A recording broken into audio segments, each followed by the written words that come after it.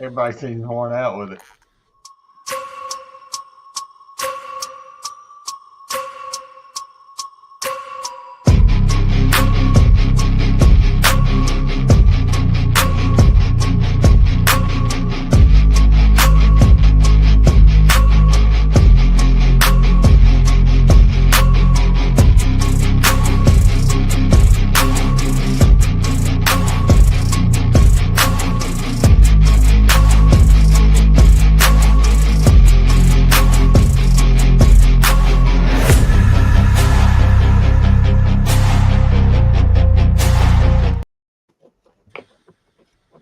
And everyone, it's Tuesday night. You know what time it is. Bama Standard is now live on the air. Before we get started, do a few things for us. It helps us out tremendously. Hit that like button. Hit that subscribe button.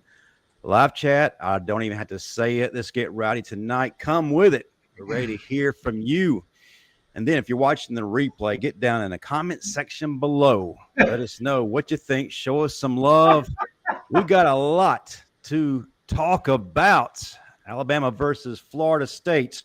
We're going to have the last word, and the words we're going to use may not be beta friendly. So if you fall within the beta category, you may want to go to a different channel.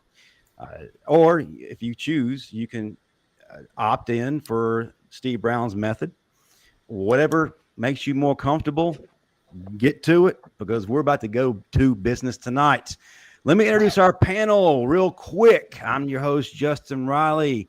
And with me, as always, is the star of the show himself, the man who brings all the likes and subscribers, Steve Brown, 1999, all SEC linebacker, who is sporting the hashtag soft Marvin Constant. Then we got the illustrious Daniel Pettey, who is never short of words. And tonight we got two special guests in the house. We got three-time national champion Maxwell Award winner, Heisman finalist, the man, the myth, the legend, AJ McCarron. And then a man who is definitely a legend, former Alabama assistant, the owner of Quick U, who's changing lives each and every day, was briefly the host of the Pete Sanchez show, one of the best short one series ever. Ladies and gentlemen, welcome in Tyler Siskey. What's going on, fellas? Hey, man, let's get to it, man. Let's get to it. I'm ready. You want to start offense, defense? Can we start offense first? Because we got a lot to talk about on defense. Can we start? Can I just go ahead and break the ice? I want to break the ice. Can I please break the ice? All right. Well, folks, we're going to jump right to it. If you're getting in late, shame on you. Just catch up where you're at. Hey, Steve, we gotta go. No, we gotta go offense last. Man. Let's go offense. Let's go because we can go and get it out the way, Marv. We can go and get it out the way. Well, you know what, Marv? We gotta start with the head of the damn snake. All right, okay, but let me say this. All right. Let me go and get this. Justin, can I say this real quick? Well, wait. Let me introduce the order here. We need some order. So what we're going to do, we're going to go in this round here. Marvin Constant's going to start us out. We'll go to Steve Brown. Then we'll go over to Pettey, then AJ, and then Tyler Siskey. Folks, we're going to break down this beatdown. There's a bunch of different directions that we can go. A lot of folks have already heard from me, so I'm just going to tee off the guys next to me and let them have their say. So Marvin Constant, start us out. I know you've been ready since your vacation was ruined on your birthday, so start us out. Then we'll go over to Steve, and then the order that I just mentioned. Go ahead, Marvin. What did I say that? That had to be the dumbest damn line from a coach I've ever heard in a fucking press conference. Did I say that? You just got your ass handed to you, and when a reporter asks you a question about your week of preparation, your comment is, did I say that? What the hell? Listen, man, everybody and their mother who knows anything about football knows Gus Malzahn's offense, he wants to get to the damn perimeter. We ain't took that shit away yet. We hadn't sealed the edge yet. At what point do you make damn adjustments? We didn't adjust to crap. We gave Gus everything he wanted and then some. Listen, man, this damn defense, I don't understand how we're never aligned when the damn ball snap. People always looking around looking damn lost. Then you come up with one sack. 3 tackles for loss, 0 turnovers. Because I ain't going to count the muff punt because defense didn't create that. So that don't damn count. You did nothing to change the field position for your offense this game. And again, if you look at the penalty in the fourth quarter when the D lineman, I don't remember his name, jumps on the quarterback elbow Smith. first. Like, that had to be the dumbest shit ever. And you won't tell me that ain't coaching?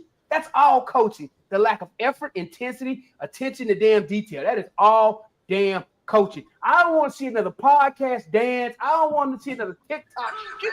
So y'all figure out how to damn play football. The thing you're here to damn do. My turn. Steve, picked up the baton, sir. Let me just go ahead on this Ty Simpson thing. Anybody that wants Ty Simpson replaced, shut your ass up. Shut up. Why? The kid was playing his butt off from what he had. Did he look scared? A little bit? Yes. Why? Because, again, I'm sorry, I'm going to call you out on Proctor's side. You've been there too damn long, bro, not to know how to block somebody. That's just what it is. I think for what Ty had, he did pretty decent. Yes, I understand he underthrew some, but the kid was running for his life. So all this change quarterbacks, this and that, if you give him time to throw the ball and he gets some more confidence in himself, the kid will cook. That's number one. So all this get rid of Ty junk, y'all go sit your asses down somewhere. Now, with the defense, let me say this. You just said cook. They cooked our damn offensive line. I ain't never seen our linebacker getting got you. But when he had time, he was delivering the ball. He really was, and he was making good decisions. But guess what? Nobody said, even though he was put in a bad situation, AJ, nobody said that he threw an interception. He did not throw that one interception. He was running for his life. He was doing this thing. He did what he could with what he had. Now, on the defense, no type of run fitting. They were off. They were not aligned at all. And that was some of the worst linebacker play ever from an Alabama linebacker. Marvin, I don't know if you watched, but not one time in the game did they go downhill. Not one time. And the only two people on a defense that really got credit that I saw was Xavier Brown and Quay Russo. Those were the only two. And as far as number 18 and the others who were jogging to the ball, that you learn that in little league football. So to me, all I'm going to say is this: these guys were not prepared at all. And honestly, I'm going to beat you, Marvin, on something. I'm going to beat you. That coach needs to be fired. That D coach needs to be fired. I'm sorry. He needs to be fired. Listen. Siskey, you can tell me if I'm wrong, Siskey. I want your honest opinion on this. When you're facing Malzahn, you already know he wants to get to the perimeter, so seal the edge, make everything cut back to your help, to your inside linebackers. Correct? Depending on the play, but yeah, generally, yeah. Because I think 70 to 75% of the plays went to the outside in this game, and we never sealed the edge. They were early until they softened them up. I mean, they just worked us, man. I've never seen us get physically dominated on both lines of scrimmage. They reestablished both lines of scrimmage easily, and Florida State's D line isn't the biggest of D lines. Marvin, and our D line was attacking the wrong gaps. Some of them were going into the same gap. So it's like they were not prepared at all. None. Hey, like they hadn't even seen. And then, hey, Justin, what did I say in our last telecast? I said, that's Gus Malzahn. Beware. He's all about that window dressing. Malzahn, if you stick to your scheme, gap control football, be where you're supposed to be. But you got to put them in the right position to do their job. It's coaching. The thing is, the formula is already there. I got to interject here. All right. I got to interject. I've heard what I can hear. Hey, guys, at what point are we going to pay these kids millions of dollars? And do we think, I'm asking, do you think that when you get a coaching job at the University of Alabama, you don't get that job because you suck at coaching? Do we agree with that? Yeah, I agree. Right. Okay. Do we think, let me ask the question. Let's get it. Let's I live in reality. Okay. I live out here in reality. I don't have the fan glasses on. So do we honestly think that the coaches at the University of Alabama are teaching the players to fit the wrong gap? Do we think they're teaching them No, that? not at all. No, okay. All right. Next question. They're getting paid millions of dollars to do their fucking job. So whose fault is it? Is it the one not doing the job they've been taught to do? Or is it the guy teaching the right shit, but they don't do their job? But at what point do you want to answer that. Wait. I'm going to tell you what the problem is. I'm going to tell you what the problem is. The problem lies when you evaluate the players. That's where the problem lies. That's fair. Because they're evaluating very talented players that don't got any motherfucker in them. Okay? You can't have a bunch of freaking betas out there on the field. All right? You can't do it. Okay? Let me ask you a question. All right? Y'all been around.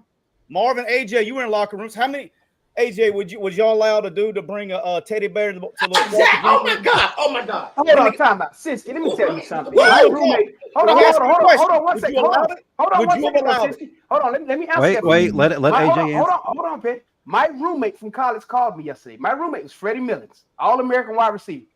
And he asked me that question. And he was laughing. He was like, how hard would you have punched or tackled me if I'd have walked out with that shit? You goddamn right. That wouldn't have made it out of our damn apartment.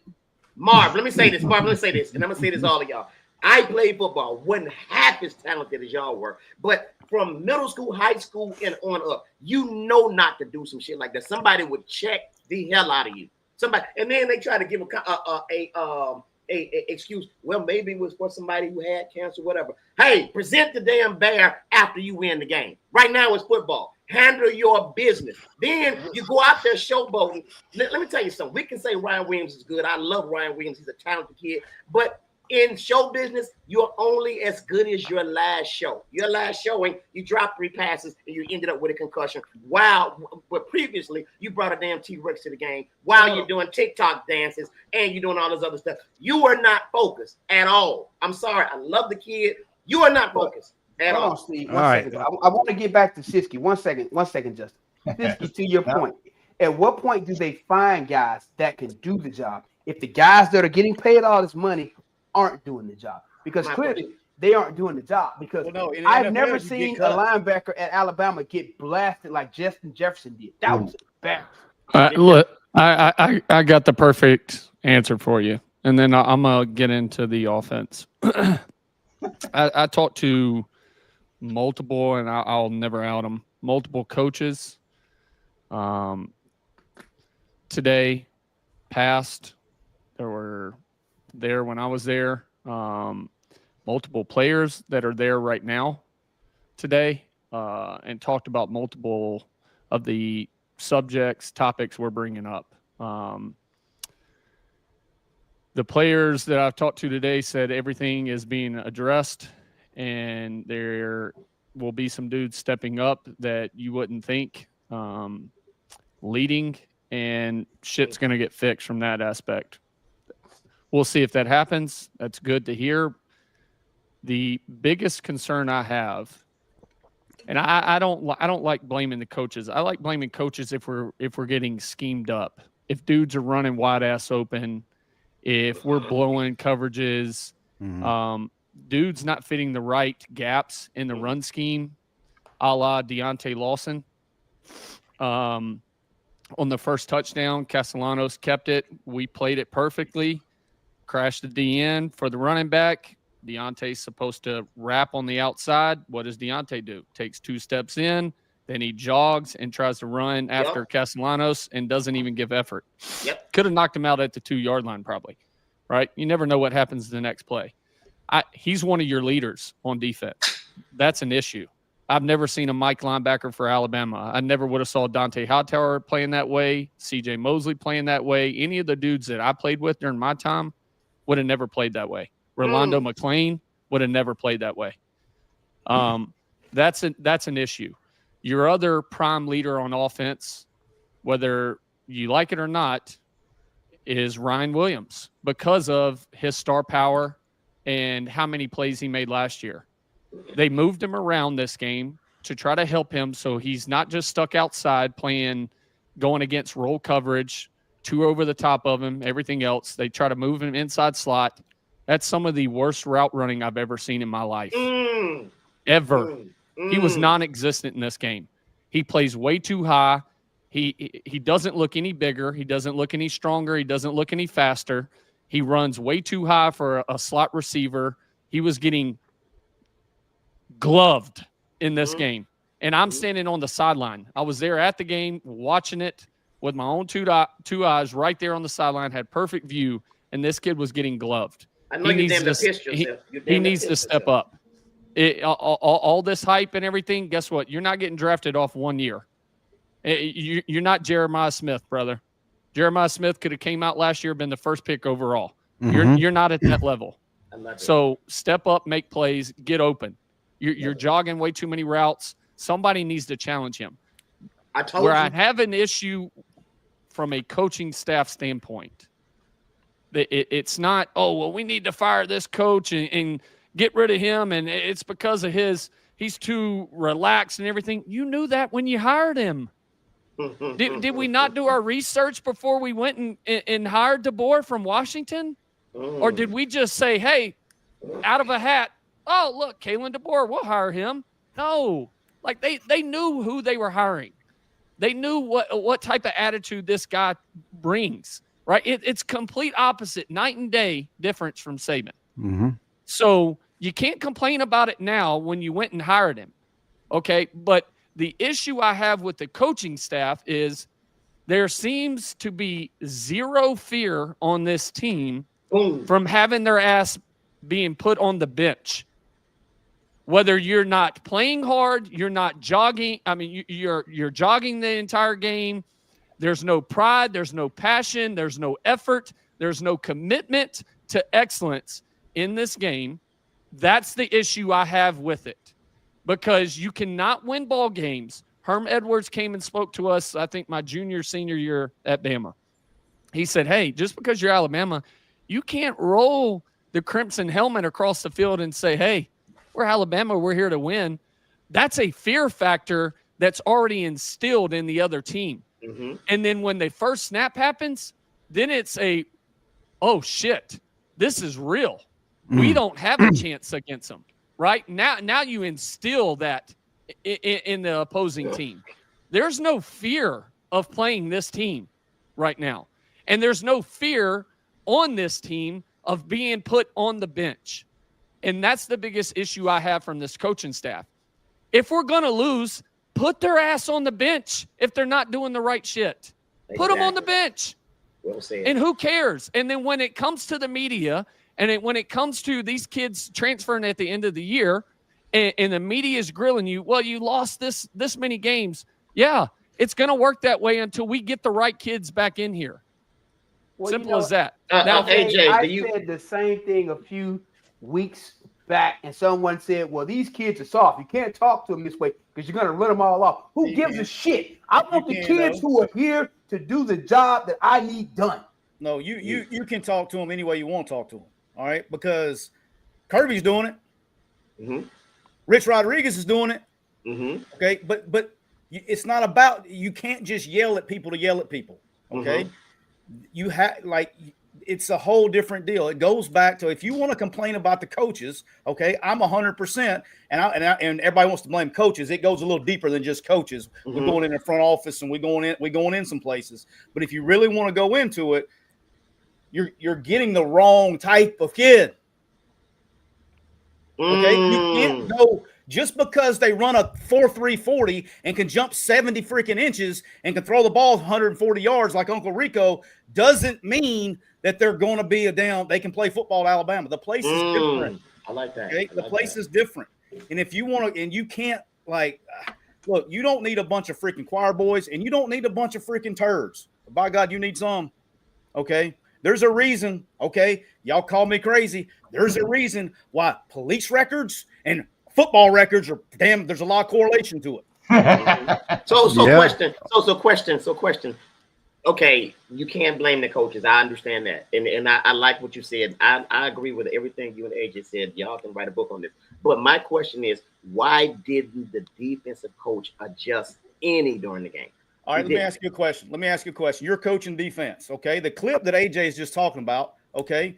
He squeezed straight with a force player. He has got an All-American linebacker unblocked at the point of attack. Why in the fuck would you change that? Yeah, I get it. If I got my All-American unblocked at the point of attack, why in the fuck would I ever change that call? I run it every damn time. If I have an All-American that But we're it counting on to tackle up quarterback that got benched at Boston College last year in space, hey, it goes back to Vanderbilt last year. He played a lot of man free against Vanderbilt. We Why don't did he have play man killers free at against middle Vanderbilt? linebacker. Because Hey. if an Alabama defensive back can't cover Vandy's receivers, you're not winning anyway. Okay, so here's the thing. Like I said, I watched this in the film room, and honestly, man, when I tell you, he didn't go downhill one time. And the one thing that really made me lose my mind, Marvin, I don't know if you saw this. All three of them didn't, Steve. None of them, not one. So here's the thing. And then we were on a 4th and 1. It was a pivotal point in the game. And Roydell Williams ran right through him, through the hole to make a first down and continue on with the drive. It was 4th and 1. We could have gotten the ball back. He ran right through number 0. He didn't ran right through him. And I think Roydell is a smaller player than he is. Look at the wheel route they scored on. Deontay was covering the halfback. What does he do? He stops. Jogging. He stops and turns backfield. around. He got He 3. stopped halfway. He wheeled with him and turned all the way around. And the They ball won. goes right over his head. They won his ball. There's no playing through the hands. There's no running with him, giving effort. Bray Hubbard had to chase his ass down and knock him out at the 2, right? So to go to offense, my issue, and I before I hit on to the offense, another issue for me, right, is Alabama has become such a national, especially more with this staff, such a national recruiting team. We don't have enough guys on the coaching staff and on the team that are from this state of Alabama or just from the South that knows the history of Alabama. And I talked about this on our podcast. One thing that was different from me and just say the Quanjo brothers. Quanjo brothers are from D.C. area or Baltimore area, in that area. I'm from Mobile. I didn't grow up an Alabama fan, but I was around every Saturday growing up watching my family that were Alabama fans and all my friends, families, and everybody. And I understood what an Alabama win on Saturday meant to not only the people that I loved, but everybody else in the state of Alabama. I saw Alabama wins change people's outlooks on life, relationships, friendships, gave them an extra day when they could have been having a tough time and thinking about, hey, this is it for me. And an Alabama win gave them that extra day. So for me, coming back home after losing to Auburn or losing to Tennessee or LSU, I caught shit. I didn't want that. It was a different passion in myself and the guys that came in with me, Drake Kirkpatrick, Jarrell Harris, Julio Jones, Trent Richardson. All the dudes, the core of our team during that time were from this area. We're from the state. And they knew what Alabama meant. They understood the tradition. They understood all the guys like Marv, Sean Alexander, Andrew Zhao, Tyler Watts, Kenny Stabler, Joe Willie. They knew all the history. When you wore the crimson jersey, they understood what the fuck that meant. They understood it. It's not just the kids. It's a little bit of the coaches. I don't think they understand what Alabama winning means. And we got to get some of that in there. Whether they hire more guys to be a part of the staff that were a part of Coach Saban's deal and setting that standard and understand what it wears to wear the crimson jersey, or you recruit better players that have dog in them, like Siskey said, that are from this area and understand what Alabama football means. And they're going to play to that standard. All right. So now to offense. AJ, before you get to offense, man, and I've kind of been quiet because Yeah. the people in this chat ain't here to see my ass tonight. They're here for you guys, and you're preaching. But before you go to that, you mentioned that there was a team meeting. And, man, I was going to make a joke about you know, back in your day, you made the famous comment, y'all shouldn't have dude somebody, not y'all, somebody shouldn't have dude shoe for missing a field goal. What would y'all have done in this locker room after we've seen all the loafing and the stuff you saw on the sideline? But I guess my question, man, and y'all keep talking about Siskey, you said that you need the motherfucker. We had Reuben Foster in here who talked about smoking cigarettes at halftime so he wouldn't kill his own fucking guys. Yeah, so, like AJ, like need about 40 of them. So, but we're in this season right now. You can have that meeting. Who are the dudes in that locker room? Who's there? Tim Keenan's one of them. Yep. And you're missing him. Jaden Roberts. That's a dude that understands, I think, truly, I got to spend time with him, truly understands what Coach Saban meant and the standard of excellence. All right. I don't know if you had that guy on offense. And that's my issue from a sense of anybody complaining about Ty. What in your right mind leading up to this first game, having two new coordinators for Florida State, having over 50 new players, not knowing truly what they were going to do, what in your right mind came into this game saying Ty needs to be the savior of this team? Exactly. I never thought that. I was saying it months ahead of time. Hey, you got to establish a run game to help this kid out. Mm-hmm. I don't care how many years he's been there. Guess what? It's still his first start. Everybody that's played the game, Marvin, how many times have you gotten mental reps and scout team reps, but until you actually stepped inside the white lines on Saturday and bullets started flying at you, did you realize, oh, shit, like, this is different. Nothing simulates game. Nothing. You can watch as much film. You can be the smartest player out there. And to show how much confidence they have in Ty, go back and watch the offense of how many shifts and motions and check with me's they had with him. How many times he's looking at the front doing this. We're good. They put a lot on him. Just from a run game standpoint, they put a lot on him. So to ask this kid to go in and be the savior, no, you got – not the first game. According to PFF, you got the second highest rated O-line in all of college football. Where the hell were they? Exactly. The second highest rated? Are we kidding me? You watched that? And, did anybody think that was the second highest rated O-line in the country? AJ, I want to ask you a question. Did you see the way Florida State D-line was just getting in their chest, straight bull rushing them? It wasn't anything fancy. They just straight up lined up nothing and fancy. Their ass. They were bringing at most 5-man pressures. At most. One time they brought a Mike Will, I think, first drive of the game. They brought a Mike Will, and they dropped the D tackle over here. So it still only rushed 5. They were rushing 4 and 5. All they were running were TEs and games. And we still, to this day, they could be running a TE right now. We still don't know how to pass the sumbitch off on the right side. The right guard, I watched the right guard just slide completely this way. Nobody set back with depth. The right tackle, Formby, he plays on his toes, way too high, hands low, bad hand placement. The left side was the same thing. We haven't passed off a game yet. That was brutal. So I don't know how Ty got sacked 3 times. And listen, I like Ty. I've known Ty for a long time. I haven't talked to Ty about any of this. I haven't talked to Ty in a couple months.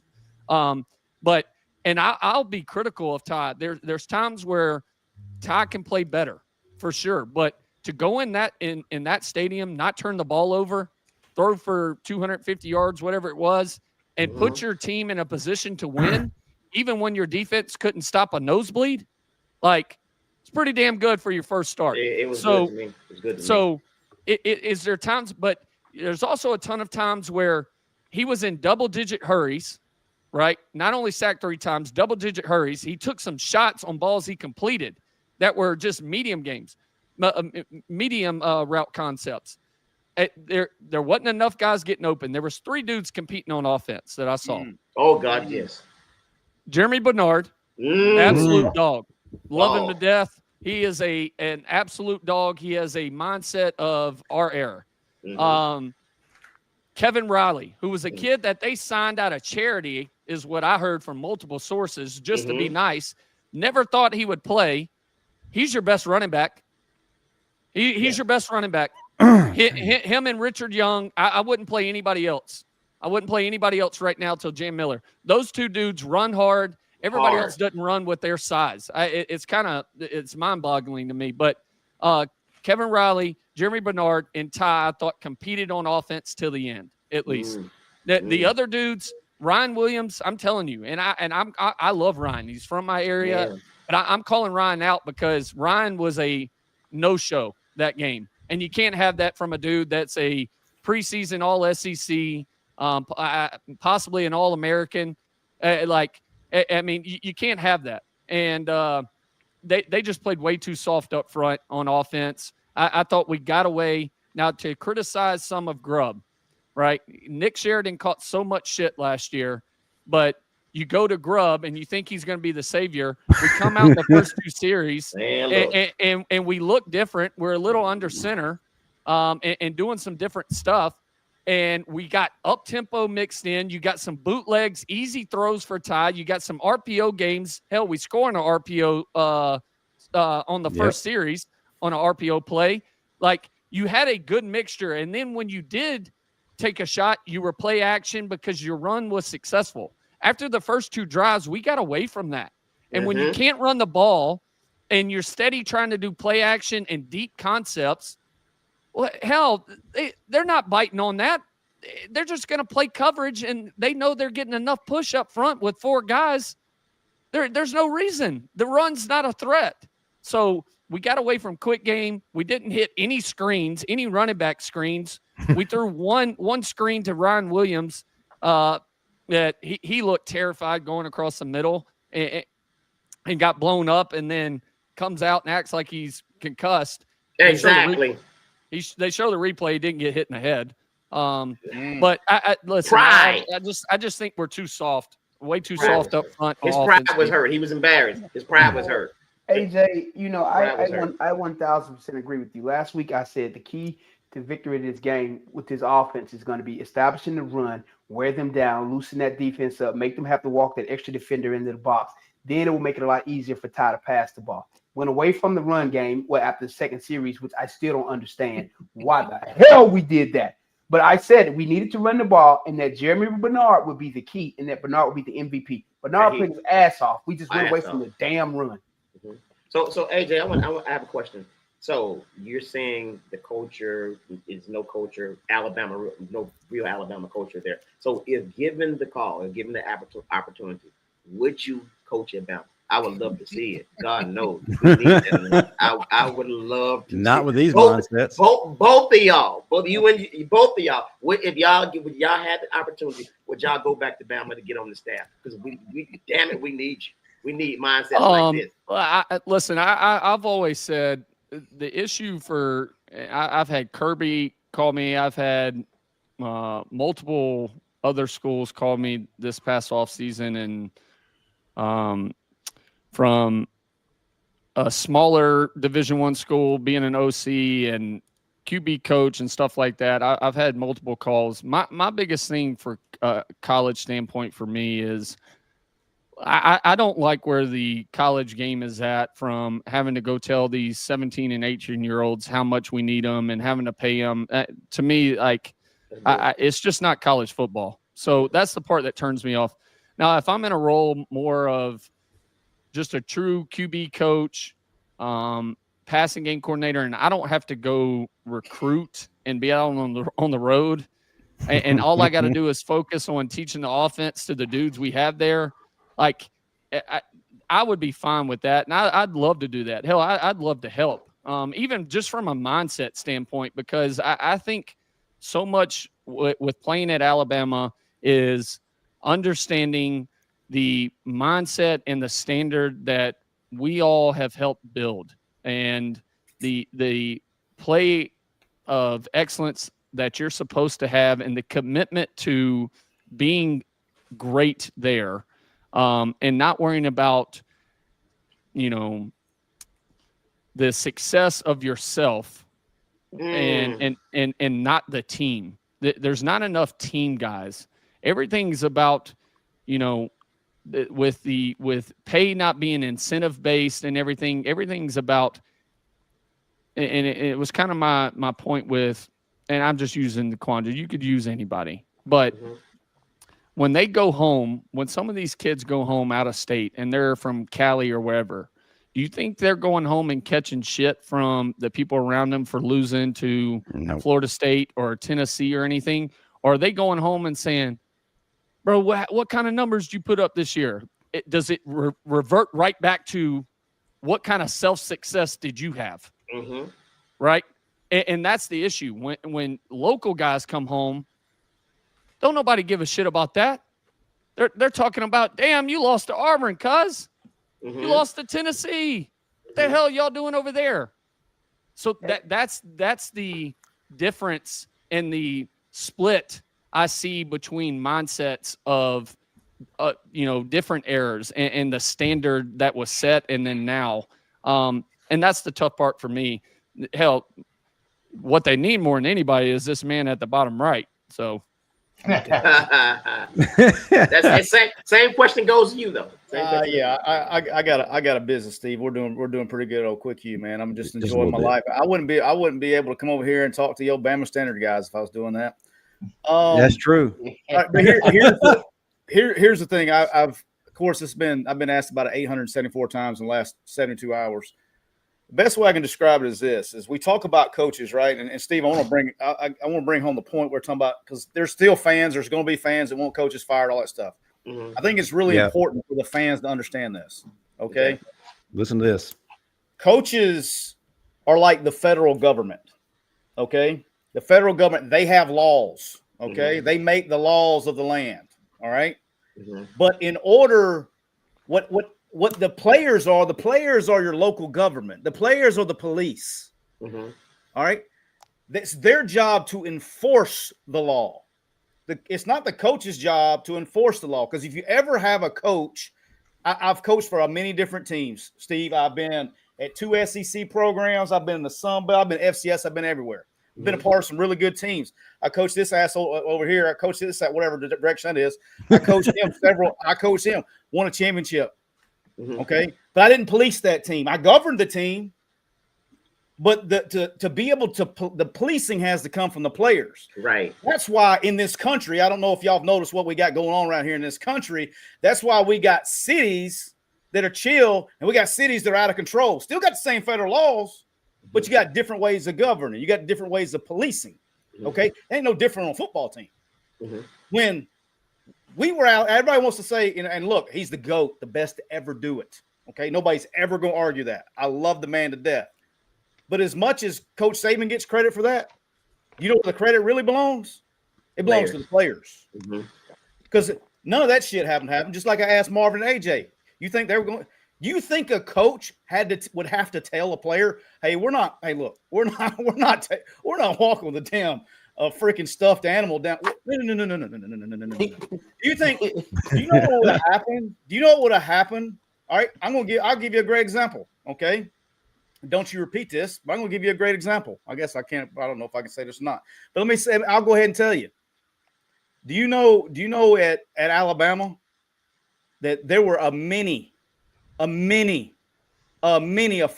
I know that. Yeah, I know. All right. And I'm going to tell a story because I love the hell out of him. I haven't talked to him forever, but I love the hell out of him. We go, matter of fact, it was AJ's last game. We played Oklahoma in the Sugar Bowl.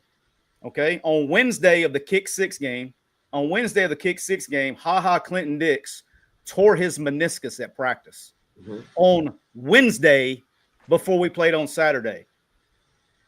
He went and played on Saturday with a torn meniscus. That happened. Now he's going to be a first round pick now. After the kick six game, he went and had surgery and came back and played in a meaningless bowl game for him. He's going to be a first round pick. He came back and played in a first round bowl game. And in that bowl game against Oklahoma, didn't mean anything. After the game, this is the difference. This is what you're missing. I'm just being real with you. After the game, we stayed at that hotel in New Orleans. They dropped the bus off. I've never even told AJ this story. We dropped the bus off. I'm walking next to Ha. and we're walking down this long corridor. They parked the buses. We had to walk down this long hallway to get back to the rooms. And about 30 feet in front of us, all the players are walking back. About 30 or 40 feet in front of us, there were two players, I don't even remember who it was cutting up and laughing. And he yelled, "Hey, we don't do that shit around here, motherfucker. Shut the fuck up." Silence. That's what's missing. Because you don't have that. You don't got that right now. You are 100% correct. And when you look at this team, I'm gonna look at defense specifically. I don't see that enforcer. Like I was starting middle linebacker. I got into several fights with several of my teammates who weren't doing what I felt that they needed to do to uphold the standard that we were here to damn do. That's part of it. And when you look at this team, you're right. You can't put it all on the coaches. The majority of the blame belongs on the players. And what AJ said earlier, recruiting kids where they come from matters. Because there ain't no way in hell I could have came home after this game and Florida State passed the ball 14 times and ran the ball 49 times, and me and my counterpart at wheel linebacker had 12 tackles total combined. There ain't no way in hell. How do you explain that? You can't. How do your two inside linebackers have 12 totals together? Total. And they ran the ball 49 damn times. That is all pride. But that goes back to wanting it. And a coach can't make you damn want it. And they weren't even helping each other up. I mean, and Siskey, you talk about fighting. We've got a guy on the screen, one of the most famous moments in Alabama history, in a blowout and in a championship. The guy's fighting with his roommate and center right there in the middle of the field. Yeah, I mean that was a mindset that was so different. And that's what I'm saying. It's like that's what people don't understand, right? Is that fans look at like this isn't about. I'll be very clear about this. This isn't. I'm not even like. I'll tell you two things. Am I upset? Yeah, it pisses me off. Okay, I know this is probably going to shock no one. I'm not an Alabama fan. What? All right, I grew up an Auburn fan. Hell, I played at Auburn. Okay, I'm not an Alabama fan. I'm not a fan of anyone. I've been a hired mercenary for a long time. We're losing Let me everybody. explain something to you. I'm going to echo what AJ said earlier. Okay, I grew up in Anniston, Alabama.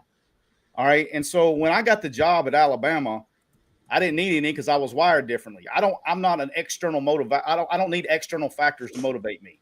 Okay, I'm a competitor. If I'm playing my 9-year-old in the driveway of basketball, I'm swatting his shit. Okay, I don't play that. Okay, but to AJ's point, I didn't need any extra motivation, but I sure as the hell wasn't going to be the guy going back to my house that drove because the train was already on the tracks. All I had to do was keep the train on the track. I wasn't going to be the guy that derailed it. I can promise you that. Not where I'm from. Okay. Well, not where I'm from. And so, and I will say this, and I want to ask. Hey, 1 second. Siskey, I want you to add this to your answer, though. What is this defense missing personality-wise to keep it on the tracks? They're missing everything. And this is going to be my point.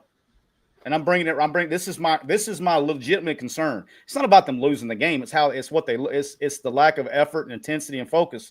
It's not that they lost the game. It's what it looked like.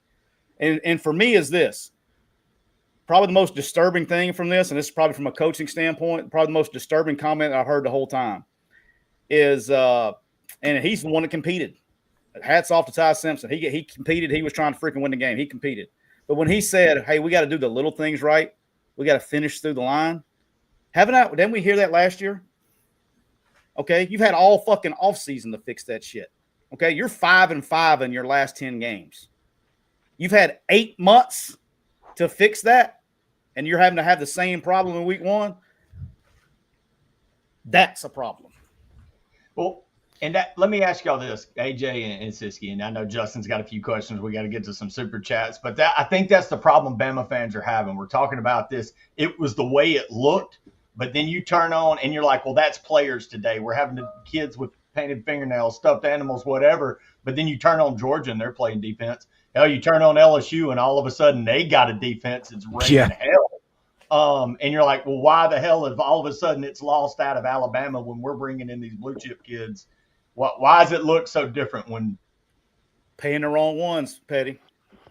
And I mean, I don't know any way to tell you any different. They don't have a talent problem. I will be very clear with that. I love behavior. They don't have a talent problem. They got a want to problem. So you know what that goes back to? The personalities that you're recruiting, man. You got to get back to getting these guys that are hungry, guys who really understand what the purpose is. And that comes from getting kids who are from that Southeast, who understands the mission, understands the pride that comes with it. And understands that does help. I will say this, that does help, but Minka Fitzpatrick pretty damn good. Well, you're going to have your Jersey. outliers. Like, You're going to have them. But you can go get them. Ross Piercebaker, you can go get them. Yeah. You can go get them. But here's the thing. That level of work. You got to do your work. That level of pride comes into play, though. You got to do your work. Yeah. You got to research the individual. Justin, what you got for us, man? It goes back to something AJ said earlier, as far as there's no fear at all that anyone's going to be benched or anyone's going to be reprimanded. It's learned/allowed behavior as well is running rampant. They feel like they can run the entire institution by themselves, but that's not really what my question is. I got two questions because they've been talked about nonstop ever since Saturday. One, and I'm trying to inject a little bit of logic into this show. And yes, I know for Bama fans, we can all agree that doesn't really get accepted very well, but we're going to say we tried anyway, right? So a lot of fans are saying Ty should be fired into the sun after just one start. So AJ, I want you to explain to me what it means if you insert Keelan Russell into the starting lineup right now when he's not ready, what that does to the team and how much more of a trouble does it put the offense in if he doesn't have a firm grasp or a firm command of the offense. And after you answer that, I got a question for Siskey. Well, I mean, fans saying that, one, have never played football, and two, don't have a clue what the hell they're talking about. I mean, it's just that simple. Listen, I don't care if people like my answer or not. I've talked to enough people in the program that see him every day at practice. I've talked to enough players.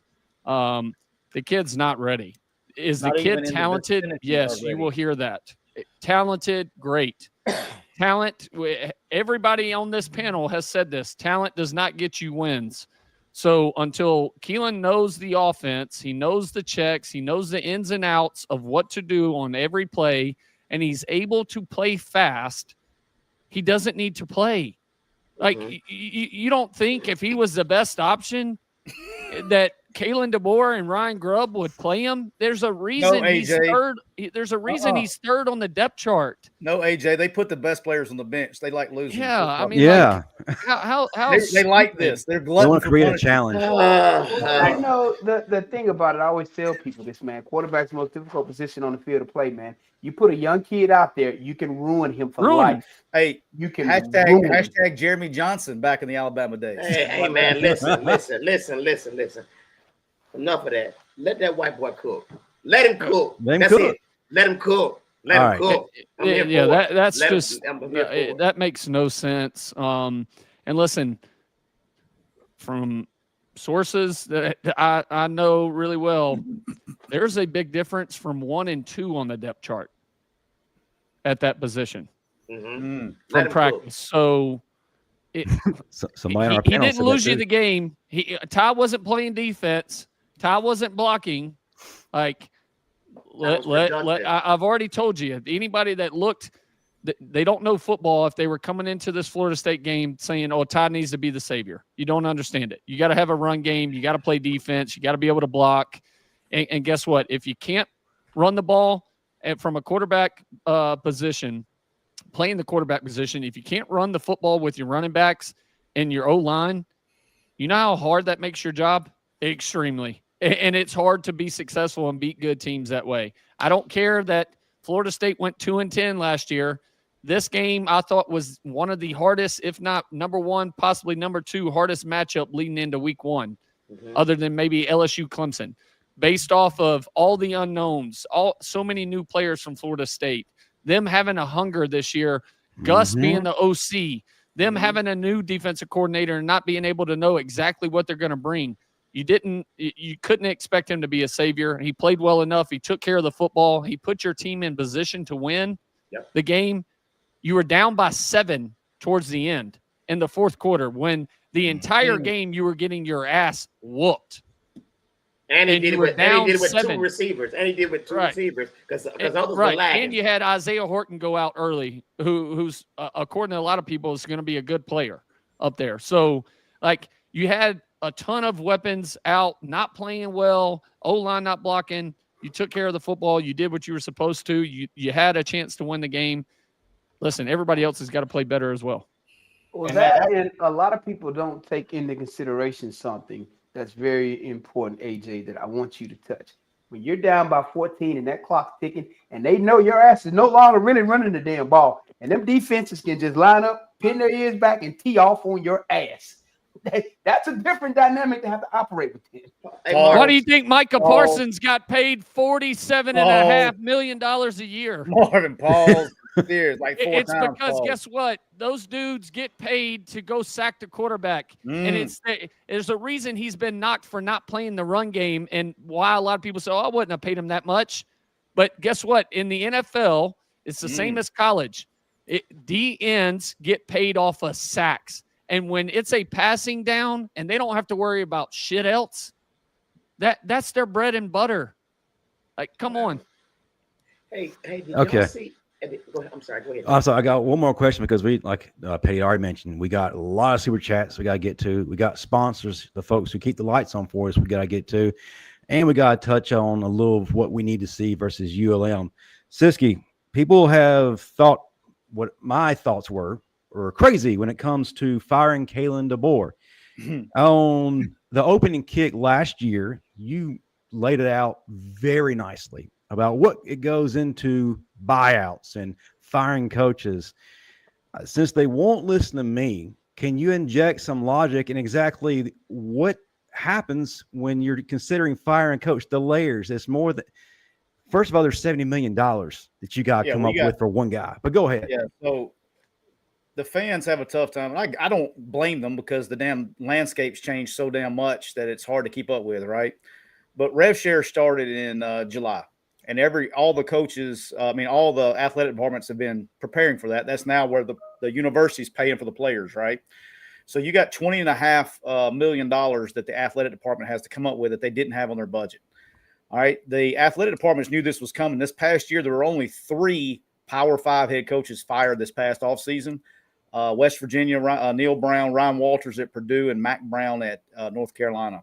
The highest buyout of any of those 3 was Neil Brown at $9.5 million.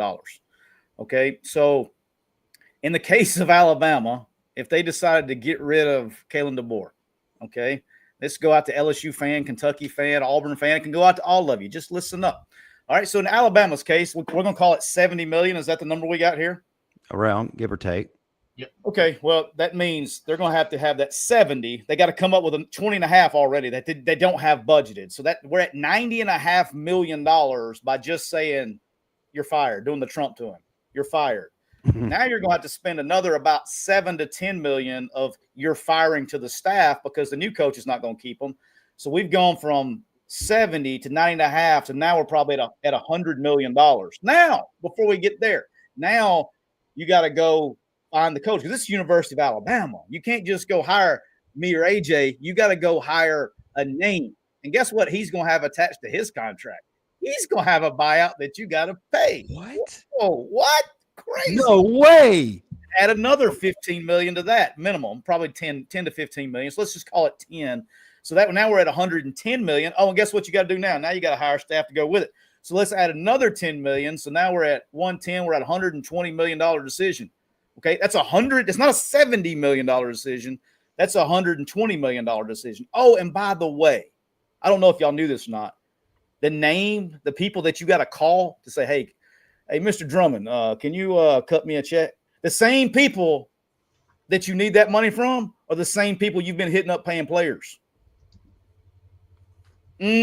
What? So you want to pay players or do you want to fire coaches? And so if you got $70 million, this would be a word to the wise. Okay. Just a word to the wise. If you have $70 million floating around there, okay, that you want to go fire Kalen DeBoer, I got an idea. You can give me 10 of it, okay? Give me 10. I'm going to put 10 in the bank. I'll take 60 and we'll win 3 straight national championships because I'll go get the players at $60 million to go win. I'll do it. You give me 60, I'll put 10 in my pocket, and then I'm gonna go take 60 and I'll go get some motherfuckers and we'll go win a national championship. Instead of firing a guy, why don't you give him some money to go get the right guys to go win? This shit ain't hard. Very well said. All right, every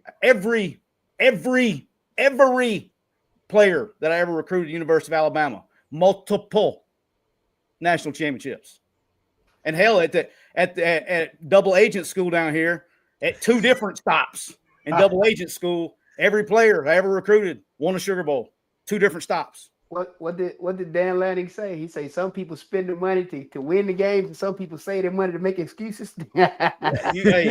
I don't know why we got to bring the double agent stuff into this, but I had to throw it in there one time.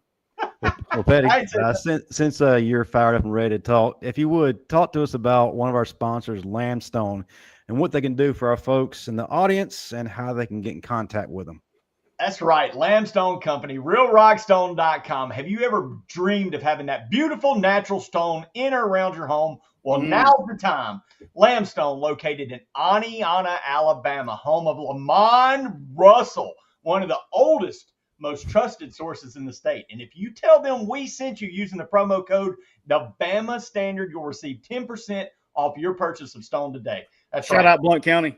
Blount County in the house. Man, had a running back from Aniana scored 2 touchdowns for the Bulldogs this weekend. Shout out to Fluff. All right, about that, realrockstone.com. After the show, of course, Lambstone Company. Thanks for keeping the lights on. And one last sponsor, Marvin Constant. Tell the folks about Title Towel and how they need to get it and why. I guess we didn't really need them this week, but shit. For the tears. Visit whitwillsports.com. Grab your Title Towel. Use the promo code Bama Standard for your 10% off discount, man. And we hope we'll get things back on track. And we'll need these towels here. Better need them this weekend. Well, let's talk about this weekend. Yeah, I get it. It's Louisiana Monroe, but nothing is guaranteed at this point. Last time they came up here, it got ugly. I'm nervous of 2007 replicating itself here. So let's talk about the Warhawks, not so much their scouting report. Let's talk about what we need to see from this team, this Alabama team, to just get the faith meter going up a little bit after this drubbing this past weekend. Start us out, Marvin, and we'll go to Siskey, then Pettey, and then AJ. You know, I don't even think it's what we need to see from them this weekend, because here's the thing about it. After this weekend, shit's about to get real nasty. That 8-9 game stretch after this one, listen, any polishing up that they need to do, they better be damn doing it Saturday. Because after Saturday, it's going to get nasty for the duration of this season, man. So I need to see defense, gap integrity, run fits, be where you're supposed to be, hustling, running to the damn ball, even if you're not making the tackle. Because here's the thing, Siskey, AJ, y'all both know this. You don't know what happens. Man might get hit, fumble the ball. You might just be in the right place to recover said fumble. Miami. Run, hustle, do your damn job. So that's what I'm looking forward to seeing on defense. Offensive side of the ball, man, listen, we got to get to where we can run the ball successfully. If we can't run the ball, it's going to be a brutal 8-9 game stretch, because these D-line defenses we're getting ready to face, if you can't run the ball, I feel sorry for Ty. All right, Siskey, you're up. I'll give you a fun fact on a Bama podcast that I guarantee you no one and Alabama podcast is even talking about Monroe, because they're too worried about bringing stuffed animals down the Walk of Champions. That is the fact that the University of Louisiana Monroe head football coach, Bryant Vincent, was the offensive coordinator at South Alabama, while Kane Womack was the defensive coordinator at South Alabama. So to say they know each other is a small statement. See, nobody. Hey, Pettey, look there. Double agent. You hadn't heard that on the Alabama podcast this week, have you? I didn't even hear that from Neil. Did Neil bring that up with all of his? It slipped his mind. But I was on the staff of both of them at the same time, so I'm highly aware of that. Look, This is gonna piss a lot of people off, but I'm good at that. That's why AJ's so good at it, because he learned it from me from back when he was a young buck. I don't care what I see. I don't care what I see from them this week. I don't care what I see from them next week. I think right now, if it walks like a duck, it quacks like a duck, it's a duck. When they get hit in the mouth, when they go to Athens, I bet it shows back up. I think there's too many front runners. So I expect them to look like War Daddies this weekend. I expect them to look like War Daddies next weekend. When they go get hit in the mouth one time, that's what I want to see. I ain't worried about this week. I ain't worried about next week. I want to see what they look like when they go between the hedges and they get popped in the mouth, and see how they respond. Because until then, I wish I was from Missouri, because from Missouri is a show me state. Besides that, that's all I got to say about it. Okay. To all my friends watching, I'm not taking any other bets this season. Shop's closed. I'm not giving my damn money away this season. It's over. He's an overdraft. Marvin gave his 401k to Peter Warwick. What'd you drop this weekend? Between all of my wages that I lost, Yeah. 2,200.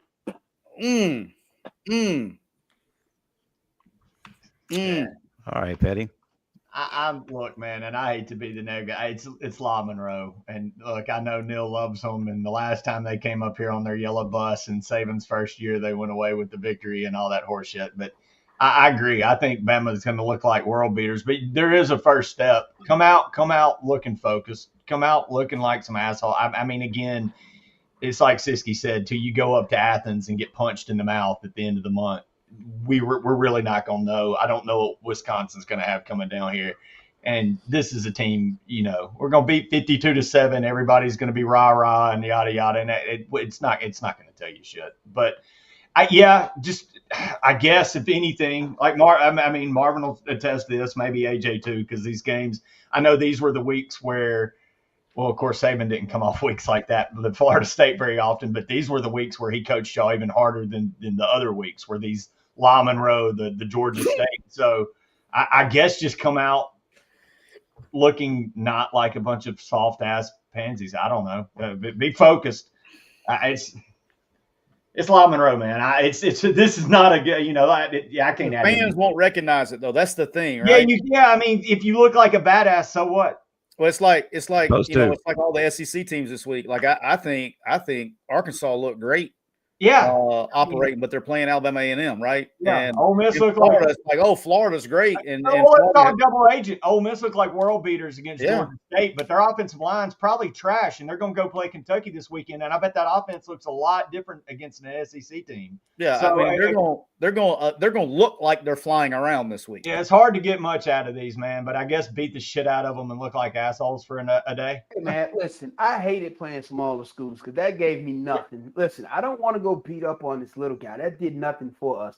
Let me play real opponents to where we can truly get better and align for our goal to set us up to where we needed to be. Because when you play these little schools, a lot of times these are damn trap games, man. That's what they end up being in a lot of cases. And you're coming off a game like Florida State, so now you feel like you got to go out and show the world that we're so much better than we really are. So you're going to go out there, you're going to give all this effort. And if AJ, you tell me, that adrenaline dump, man, it takes a lot out of you when you play this game. And when you come off a loss, you want to show the world. So don't leave too much on the field this week to where next week when you're playing Wisconsin, you're still damn hung over from what you did the week before.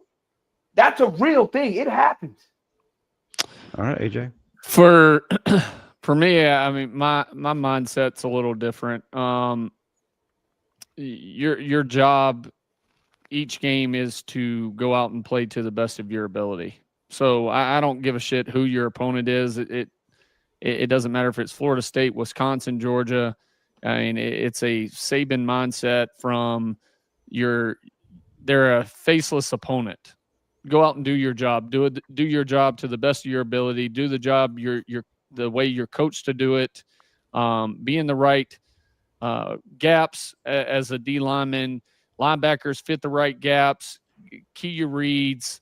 Cornerbacks play with the right technique. Secondary, break on the ball. play through the hands, offense, create some type of standard and nastiness up front, because everybody expects you to do it, but you should also expect to do it out of yourself. And so do it. Get real loud for the people in the back, please. Do it this week. Like it's your job to do it. So actually go do your job. So it doesn't matter who you're playing. You know, everybody has talked about, oh, it's ULM. It doesn't matter. They're terrible, but it does from a standard of getting back to the standard you're supposed to play at, right? And the way you're supposed to do your job. And so that's the biggest thing for me. I don't give a shit who we're playing. Go do your job the way you're coached and to the standard you're supposed to do it at, and play with perfection. You strive to play for perfection. You hardly ever achieve that, but that should be your goal. It doesn't matter who our opponent is. Go do your damn job and do it at the pace you're supposed to do it. Everybody should be flying around. There shouldn't be any excuses. There shouldn't be any lacking. There shouldn't be any fucking jogging around. You should be flying around, knocking dudes' heads off and doing your job. Put up as many points as possible. Stop them from scoring. Go out. Make a statement for that game. You're not making a statement for everybody else in the country for any other weeks. It's the statement and the goal and the task at hand this weekend. Go do your job, do it the way you're supposed to, come out with a win, then you move on to the next week. And just take it week by week, but do your damn job. Hey, AJ, you know what's funny? I'm not going to call any names, but somebody was on our show last year, and they said that that the team was suffering from anxiety before games. It's so fucking mentally weak. Dude, Who said that? Anxiety, and I heard it. It came out in the interview last year and the year before. I'll tell you what. I don't know if I've told this. Who said that?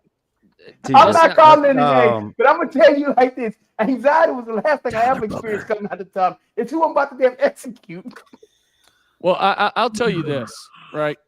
This is you want to talk about, and it kind of pisses me off. You want to talk about mentally weak kids.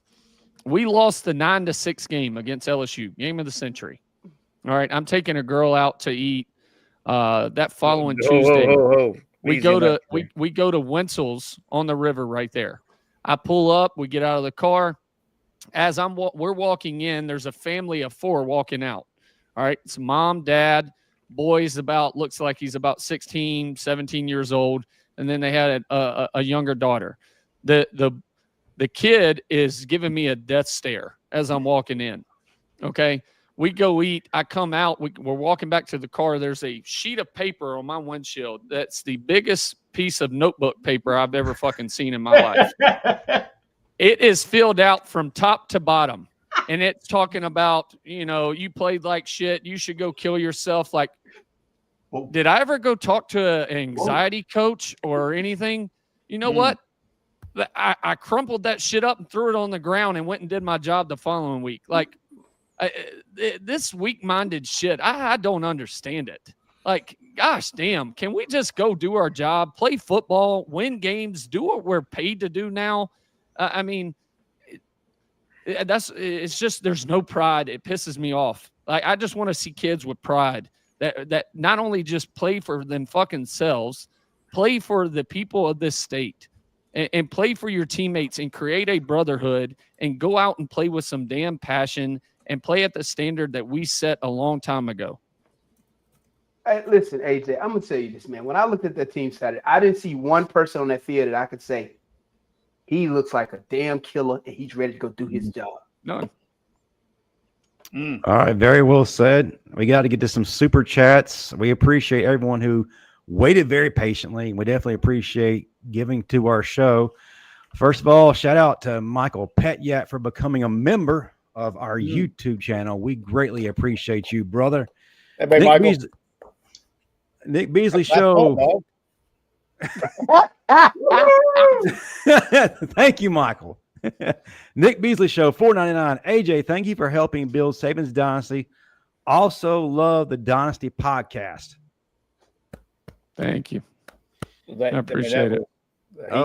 That's what he said when he got that note off his car. Thank you. Yeah. Daniel Denny, an Auburn fan, is giving a super chat. Thank you, Daniel. Sir. Hey, War Eagle, double agent Pettey down there. Auburn fans don't really like me. I've been told that my mom should have swallowed me by Auburn fans on the line. So, see, AJ, I've got hate too, and I just keep showing back up, baby. He does. All He good. does. Part of it. No counseling needed. But he says, y'all will be fine. It's one game. And Daniel again. And they used to losing. They're used to losing. Nobody want to hear what he has to damn say. We're not trying to go back to where they live.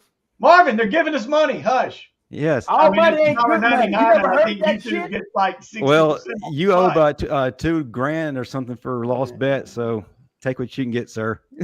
I'll make it back this weekend. Daniel Denny again, $1.99. Am I crazy to say Bama beats Georgia? Yes. Man, we all laughed. I didn't mean to laugh. But yeah, Siskey, but you know what? I got 1,000 on the line for that game due to my summer transactions. I hate I took them damn best this summer. So I kind of need Daniel to be right here. Marvin, although at this point, it feels like wishful thinking. All right. Hey, Michael Petyak, again, thank you for being a member. Serious question. What other coach wanted Bama at that time? Well, there's a ton of guys. Yeah. There was a ton. Not going into it, that many. No, I'll say that. I'm not going into it. AJ, I'll tell y'all off air. Yeah, I'll tell you off air. I won't tell you on there. Yeah, absolutely. Nelson, AJ, do you think that was a good game plan for Ty Simpson? Yeah, I mean, the first two series were great. I mean, you had a great mixture of under center runs. You had a great mixture of when you did take shots, it was play action downfield. You had some quick game going on, intermediate game going on. You had some bootlegs. Hell, the defensive end for Florida State still isn't playing Ty on a naked. His first completion was to Bernard on a boot. You just got away from it, and I don't know why, but you did. And I mean, you had a good drive going even in the second series.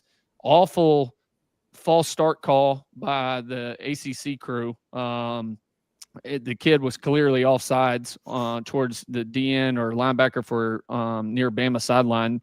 They called false start on us. Then Ty takes a bad sack. Like, that's the things that Ty has to get better at, because then you go into a third and super long. We call a long concept downfield, but we had double edge, double wings by tight ends, and they were chip blocking, and then they went into the flats. So my thought process is, okay, and this comes with experience, right? And this is what they should be saying over the headset to him as well. Hey, don't take a sack right here. Get the ball out. We're close to field goal range. If we get 6 yards, we're good, right? Because we get sacked and the kid misses the kick, but if we're up 5 more yards, he makes the kick, right? Mm-hmm. So that's where he has to be better at. It's not saying Ty played perfect, but he has to get better. But that will come with as he plays more games, he will understand this, and they need to, tell him this in the headset too while they're calling in the play. But and then the other time, he struggled was the 4th and 5. He had to spin out of a damn sack, and then he's running, he's rushing. He doesn't know the kid fell down, try to clip his heels, and then he tosses it to Ryan Williams. He ain't caught a pass all day, so I wouldn't have thrown it to him. But then you dirt it. But he should have ran for it. So listen, Ty's going to get better. I have all the confidence in Ty. Like this fan base cannot lose confidence in a kid or anybody over one game. The issue you should be concerned about are the dudes that have played a ton of football for the University of Alabama and looked like they've never played football. That's the issue. God, well said. Jeff Merriman, 1999. Thank you, brother. We greatly appreciate that. Nick Saban said it best. If you're going to spend money on players, you better spend it on the right players or you're shit out of luck. Ohio State, LSU, and others are buying the right players, wrong coaches at Bama. Well, they also you were so good there, Jeff. You were like on point the whole time, and then you just at the last sentence. Yeah, because I mean, one thing to Jeff is they also Siskey says it all the time. Front loaded their teams last offseason before the rules changed in July, and Siskey will talk about this more. He's better on it, but they went out and paid dudes in the offseason before the rules changed, so they were able to. Now they have more money in their NIL. They spent 40 to 50 million. A lot of these schools did getting players. That's one thing that hurt Alabama. Alabama has less than 20 million in their NIL that they spent in the offseason. So now that the rules change with rev share and all that, it's different. But the biggest jump you see that I see for teams from last year that were not very good, and then you watch them the first week of this year, and they're playing extremely well, and people are like, damn, well, they're getting athletes. Well, it's because they spent a ton of money in the offseason in the portal to get those players before the rules changed to rev share. So a la LSU's defense, they look good. All right. They spent a ton of money. Ohio State, they spent a ton of money.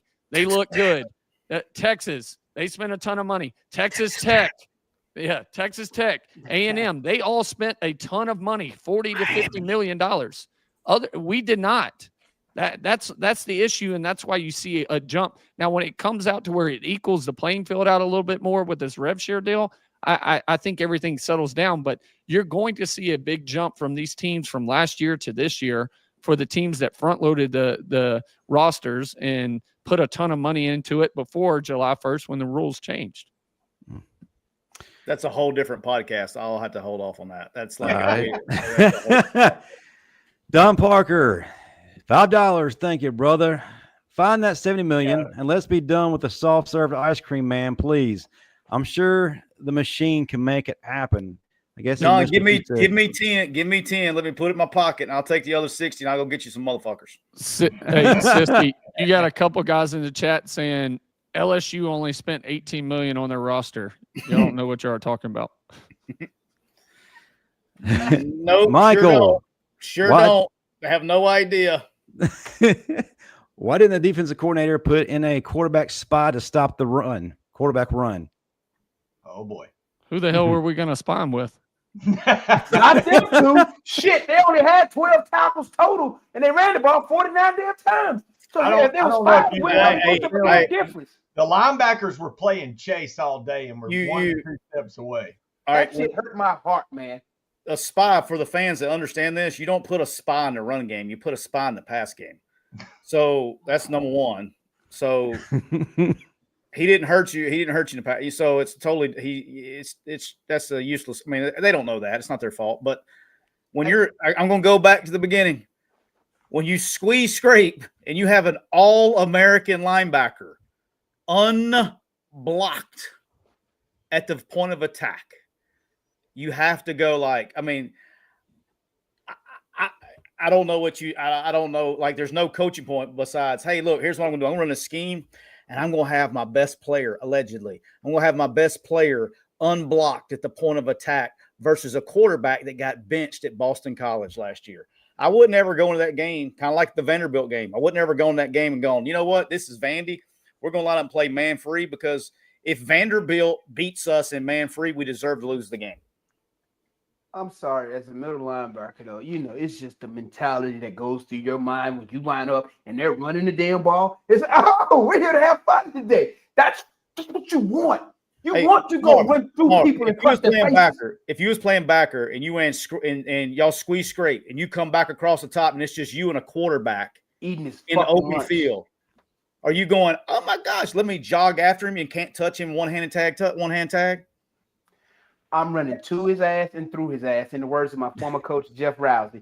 Rousey knew, just send him out there and he going to take care of the rest on his own. He don't need much motivation.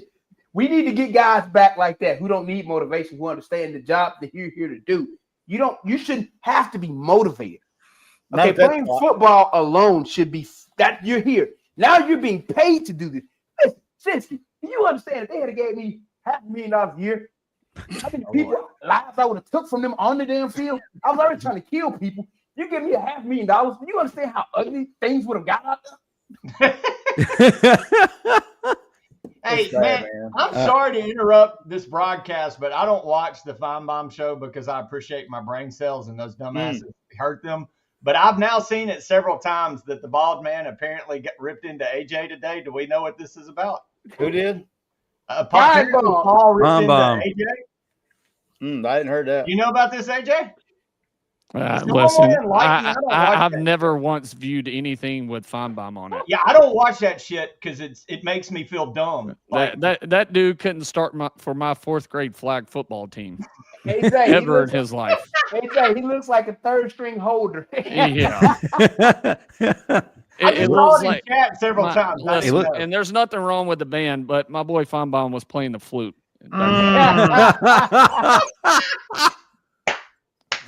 Next super chat, we got Jeff Merriman, $4.99. Thank you, brother. Only 29 yards rushing after first drive of the game. I still believe you need another coaching staff. No improvement in a team as season went on last year. Again, folks, I need y'all to remember to listen to what Siskey says. If you missed it, please go back and listen to that segment.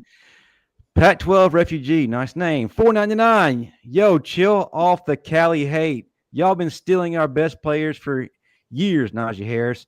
Difference now is you don't have NFL players on the bench. No, we just sprinkled the California I got to address this. I've been doing this recruiting thing just for a little bit, okay? Just for a little bit. Planes don't fly west. Planes don't fly west. I don't need soft people on my team. Planes don't fly west. Kelly Wildersby, thank you, Kelly, longtime friend and watcher of the show. $4.99. Thank you, fellas, for expressing the truth of the situation of our current roster. We appreciate you all. Roll Tide. Cody Stevens, $10. Yes, sir. Thank you.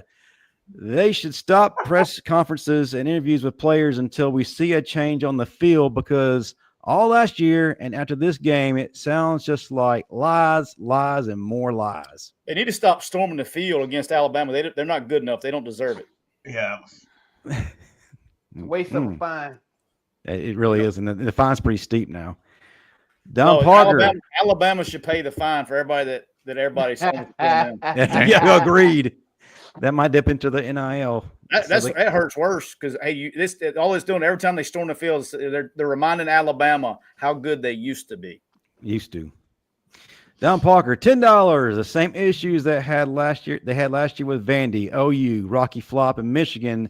That too falls on the head coach and the lack of accountability. Remind Smoke what I said about Proctor. Any lies? I don't know what that means. What does that mean? He thinks that Proctor was too slow, too heavy, and he's not. Oh yeah, worthy of the first round grade. Got into it on Proctor, and he looked pretty quick with his phone in his hand while he was warming up. Van Edwards, this should be good. Question for AJ and Siskey. If I can raise enough money on GoFundMe, can I get Siskey as a coach again and get AJ to change his name to Pete Sanchez and come out as quarterback? Just a thought. Shit. Y'all pay me what some of these quarterbacks are getting paid nowadays. You can put my name as whatever you want. You came along at the wrong time, my man. I know. Don Parker, $10. Thank you, everyone, for giving tonight. We greatly appreciate it. We never asked for it, but we're very grateful for what you do for us. I said this first game last season, there is no standard. Like AJ just said, you play to a standard regardless of opponent.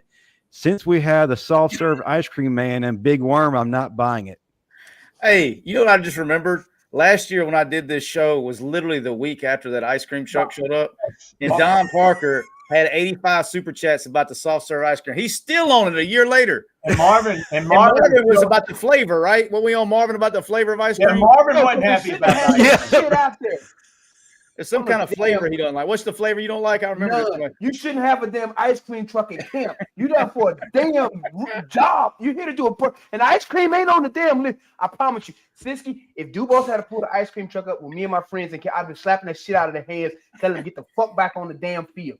Like, Don, hey, you and Don, y'all. Hey Don, if you send a $50 super chat, Marvin will send you a support stuffed ice cream cone. I will not, and that's why Freddie Millens called me yesterday, laughing, thinking it was funny. Talking about if I'd have seen him, because he knew how to punch the shit out of him and took that damn dog and threw it in the damn trash.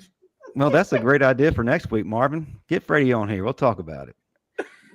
Gelato, $4.99. Trust and believe if they don't come out right, the crowd will let them know. All right. And Don Parker again, $5 in the spirit of the Dudley Boys. Marvin, get the T-shirts. Pete.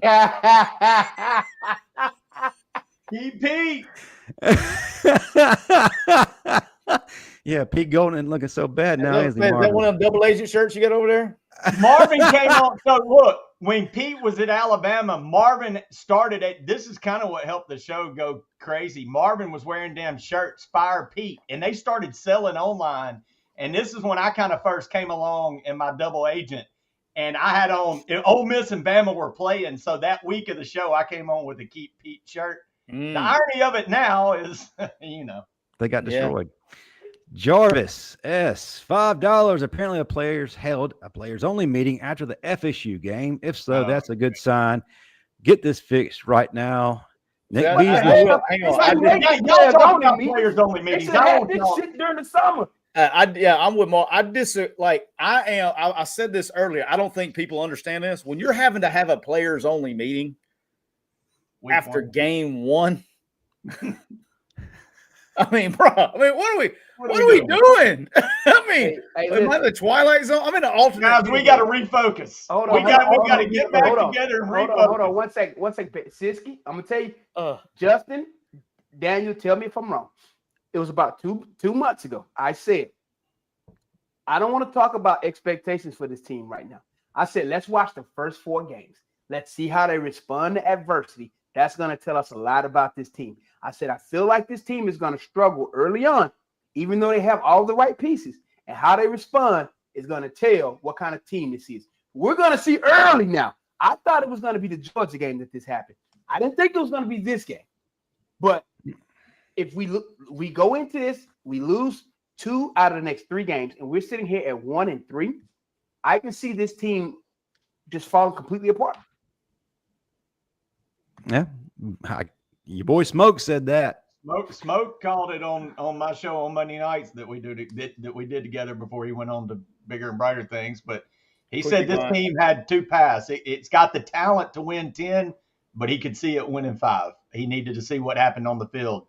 I got a text from him Saturday. I saw what I needed to. I'm leaning on 5. All right, we got several more super chats. They just keep coming in, so we're just going to run through them real quick. Nick Beasley Show, $4.99. Greatly appreciate you, brother. Dale B, $10. Thank you so much. Ban them from social media during the season. Good luck. Roll Tide. What the hell is this button for? Well, apparently it's donating to this great show. Oh, there it is. There you go. Appreciate you, Roll Tide. Okay, clap it up, Roll Tide. Yeah. He found the button. We like that button. Keep pressing. Josh McDaniel. I paid $20 one time to press somebody's button. It didn't work out too good for me. Marvin is sending you a support ice cream cone this week. Look for it. He'll sign it and everything. Oh, Josh McDaniel, $50. Thank you, brother. What do you all think about Coach DeBoer's press conference? I thought it was good. I don't know if they're talking about post game or the one he did yesterday. The one yesterday. I listen. My issue is he's not the same. Like everybody's like, oh well, I don't like his demeanor. He was this same guy at Washington. You can't use that as an excuse now. Like I don't care who it is, Greg Byrne, whoever's a part of the hiring process. It doesn't matter. Like you can't all of a sudden say, well, the team takes after him. Well, you knew who you were hiring to begin with. And I like Coach DeBoer. I like him a lot. He's a great man. But it's just he's different from Saban. So, but I thought he answered it great, and I thought he said some things in there where he's like, listen, dudes will be addressed, and he was upfront about guys jogging, and he said, listen, we were surprised by a lot of dudes that hadn't shown that in practice and practice hard every day, and then when they got out in the game, we saw effort that we hadn't seen from them before, or lack of effort. So I thought he was upfront. I mean, it's just it comes down to the kids. So, and I shouldn't say kids, but the men on the field. AJ, I want you to add one thing to that. All disrespect will be addressed. This falls right into this now. I got something on the press conference. Super Cat right here falls right into it. Thank you, Blake. Press conference, though. I got something on a press conference. So isn't it funny how, like, in 1 week, the happiest dude in the state of Alabama is Hugh Freeze. He went from his golf score getting criticized, throwing his visor, everything he said at a press conference. Now it's going to Kalen DeBoer. Everything he says is like, you don't believe this guy at press conference? Can you believe what he said? Just see that? Hugh Freeze, I bet he played golf today. I bet he teed it up today. I did. Thank you, Blake. We greatly appreciate you. All right. Cody Stevens, thank you for $10 super chat. Couldn't do great shows without you people in the audience who make it happen. Alex Wilder, $9.99. AJ, do you believe this team really turns it around? And also, I still had the rag you gave me at the Tennessee game some years ago. You probably don't remember. You're still my favorite quarterback out of Alabama quarterbacks. Roll Tide. He does. AJ, did you tell him what you did with that rag before you gave it to him? Hey, you remember that guy, right? AJ, you remember Alex? You remember giving it to him at the Tennessee game? I don't, but I mean, I pass my towel out after every game. But from a do I believe this team? Listen, I don't know, and anybody that says otherwise, like they don't know either. My biggest thing, I just want to see this team take it week by week and go out and play each opponent to the best of your ability and play the way you're supposed to play, and then we'll see what happens. But if they play the way they played this past week with the lack of effort and toughness and pride, it's going to be a long year. They could have 5 to 6 losses.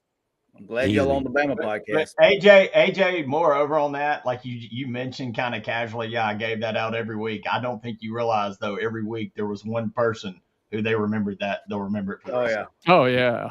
No, it's always cool. Hey, I'm just letting y'all know, Alabama comes out and plays like that one more time. Double Agent starting an Ole Miss podcast on the Bama Standard Network. I'm letting y'all know. You better take over. You already got me under fire last week. You better pick your shit up, Alabama. All right, Jason Bernard, $1.99. I'm gonna jump on you here in a minute. That's fine. Kane won't be back T-shirts available in all sizes. Marvin, there you go, brother. Terrence Richardson, $5.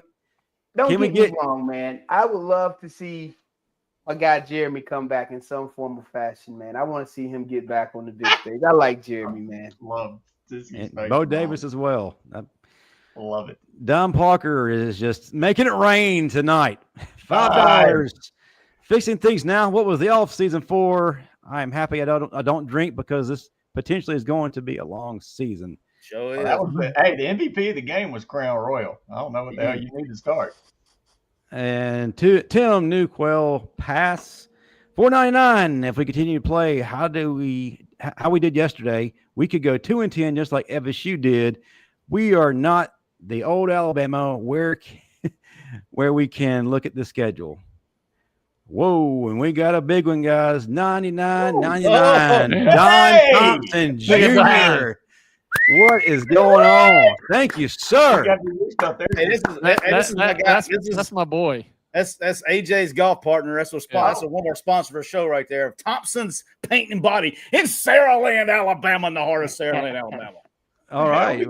We could definitely take on a sponsor for this season. You can email me, Justin Riley at the Bama Standard. If you like to sponsor more than one group, we'll get a little wild too. He's awesome. Him and his dad and his brother run that body shop. They're great. Just good old country dudes. And Don's a hell of a golfer. He's freaking awesome, but they're good people. Speaking of that, So what did he say? He says, y'all may have talked about it earlier, but what if anything is the fix to both the O-line and D-line being soft as baby shit? I mean, I've watched a good bit of football, and that was pure embarrassing. Also, Freeze couldn't beat Freeze couldn't break 100 without some foot wedges and gimmies. Freeze got a funny swing, but dude. Yeah, he does. It was a little different. I'll say this though, man. That offensive line, they got to lose some weight, man. They got to work on the lateral movement because they struggle passing off games, man. It's not that difficult. Communication and work on your damn lateral movement. Well, it goes back, Marv. It goes back to whoever the old buddy that had the super chat talking about the strength program. What have we been doing from a strength program standpoint? Because we looked tired, out of shape, and slow. And have we ever seen an Alabama team start out like that, like to where you're not flying around like and looking that tired going into week one? Not even in the Shula years. That, and you go back to last year when they have this graphic of the offensive line, they're talking about how big they are, how massive. And all I said to Justin and the rest of them was, that means their asses cannot move. I would stunt the hell out of them. If they're that damn big, I know they're going to struggle to pass off defenders. And you don't think smart offensive coordinators know this? Yeah. Looked great on a WWE poster, but this is football. It looked great on the damn Golden Corral commercial. But this is being a buffet killer. This is football. You got to be able to damn move. Don Parker, $2. Ice cream got DeBoer on permanent brain freeze. Damon, Bama Boy Davis, $20. Thank you, sir. We went from ice cream cones to slushies. Good thing to change things up. And the last super chat. This is wrong. Yeah, this is. Can I make This a is statement fake. on this? Can I make Go a ahead. statement? And AJ can back this up. That is 100% categorically false. We had our own private, and they still do. You have your own private security when you go on the road. They are in the hotel. Not only they're in the hotel, they're on the floors. Nobody can come in or out of their rooms. I mean, I'm talking about like there's 5 or 6 a floor. There's nobody coming in or out or getting access to anywhere, even in the vicinity of the players, much less freaking getting out of the room or Uber Eats or shit. Somebody just made that shit up. And then the people are believing it, so it's even worse. We weren't allowed outside at all. No. And Well, we have people like if you're get never people allowed head out, right? the door, the state troopers, the sheriffs, everybody's on the damn floor. Where do you think you're going to go? All right. You got. I don't know, Where'd you go, They've had Marvin? the same security guys forever. Doug, The same guys. Yeah. They still work there. They still And do the same job. they literally set up a chair at where the elevator entrance would be. They set a chair up down this hallway facing this way, and a chair down this side of the hallway facing that way. Next And to they the will stairs, sit there they and see everything. stay up all night long. They do not leave. They all night long. All right, so that ends that. No more talk about it. All right, folks, we have gone overtime. Thank you to everyone who gave us what seemed like unlimited super chats. We're very grateful for that. But now it's time to start to close things up. So let's go around the room. Let's tell folks how they can find us. Start us out, Marvin. Then we'll go to Siskey. Definitely promote your platforms. Then we'll go to Daniel. And then AJ, definitely promote your platforms, brother. Go ahead, Marvin. Another game like this, you can catch me at the local liquor store getting drunk and shit. So, you can find me on Instagram, Constant45, on X, Constant451. I ain't hard to find, man. Listen, hopefully we have a better outcome this week, man. My God, my pockets can't take this. Well, here to help your pockets out, another super chat. Man, thank you so much. Eric Thomas, $20. What about the stuffed animal and painted fingernails? AJ, did you ever paint your nails? If you did, what would the other players say to you? Hey, I need to answer. Can I answer one for you right here? AJ didn't paint his finger. This dude got chest tattoos. That's what we need. We need some motherfuckers with chest tattoos, not painting your fingernails. AJ, you gotta tell you gotta. Hey, listen, That's the difference. If you know anything about Mobile, I grew up on DIP, so DIP. No, it's just a different age we're in. I don't understand it.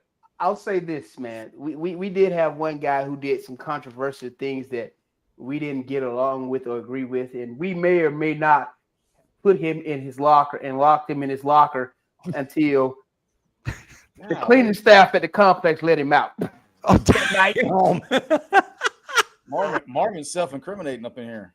Man, Statute of limitations have expired. Listen, I didn't play no games. I didn't play no This games. is Marvin's helmet. They didn't have social media back then, so statute of limitations, he's safe. But all of my teammates knew that was a group of us. We didn't come there to play no games. They knew what time it was. You here to do one job and one job only. Anything outside of that, we ain't taking it. That nostalgia moment brought to you by the fine folks at Jefferson Pilot Sport.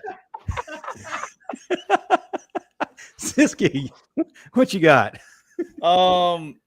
McCready and Siskey on all of the platforms that you go and look at. We have this knucklehead down here for Mac 10 Mondays during the season. So we go Mondays and Thursdays live at 2 p.m. Central on the MPW Digital YouTube channel.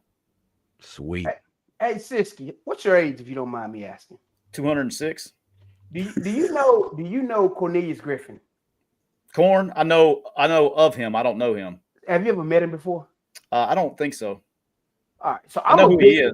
I'm a big dude, right? I get to Alabama and this dude walked into the meeting room and he had to be, he's got to be all of 6'3", maybe 6'4", but he walks in like 295, 300, and he had to be all of 5% body fat, no lie. He walks in with a tank top on. Now you just imagine all of us in this room, and I'm sitting, I bet you 500 pounds. I think I'm tough.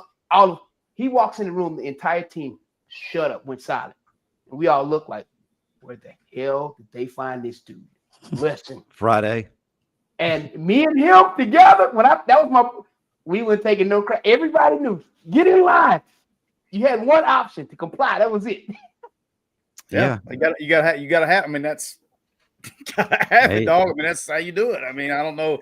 This shit ain't that hard. You know what I mean? Like people overanalyzing shit. Ain't getting fit right gaps. We ain't doing this. No, you just ain't got enough motherfuckers. Yeah.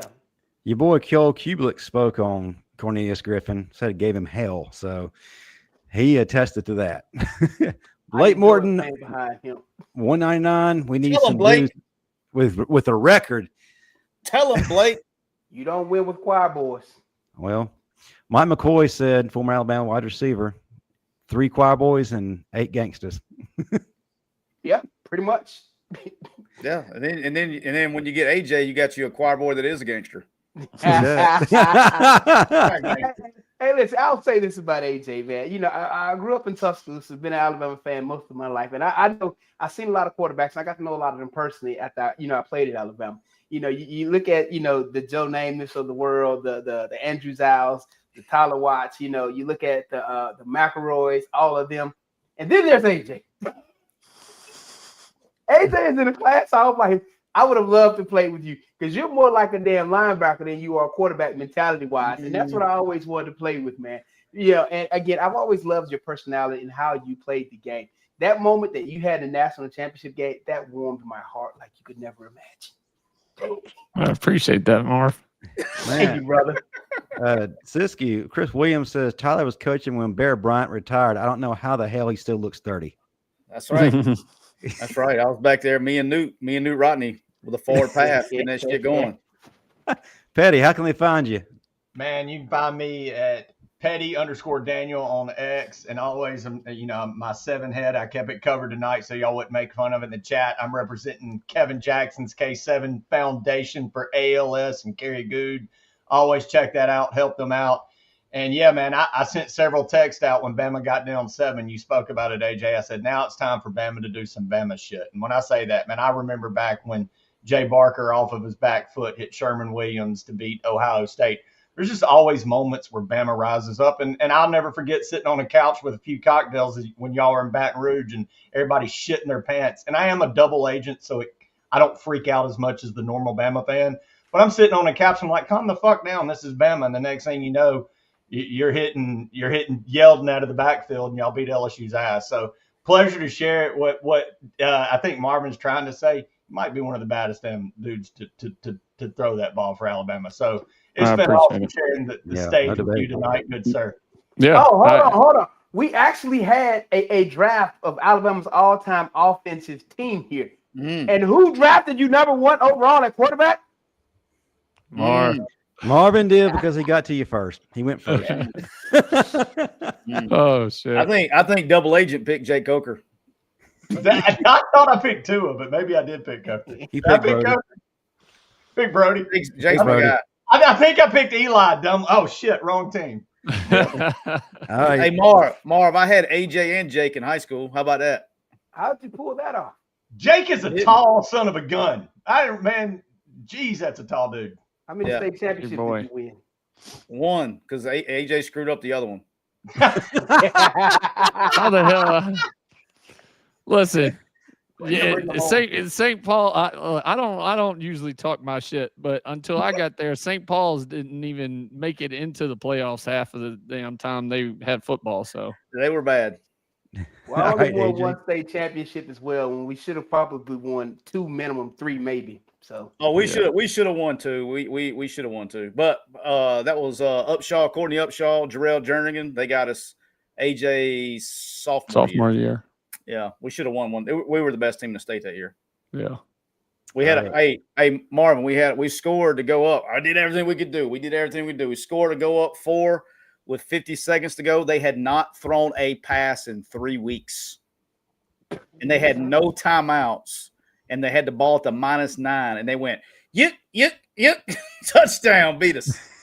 the one time inside the pass the ball. Oh yeah, No, they didn't. They were running the triple option. Yeah, they were running the triple option with Jarrell Jernigan.